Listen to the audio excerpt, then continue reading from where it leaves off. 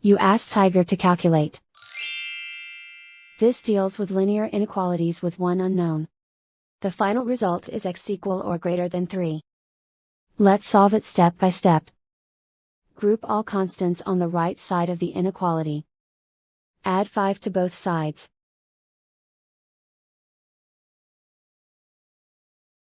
Simplify the arithmetic.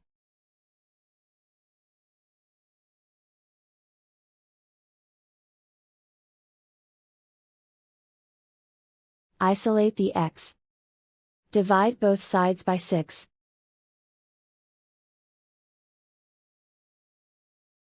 Simplify the fraction.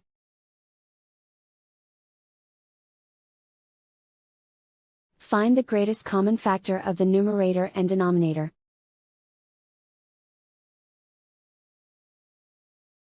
Factor out and cancel the greatest common factor.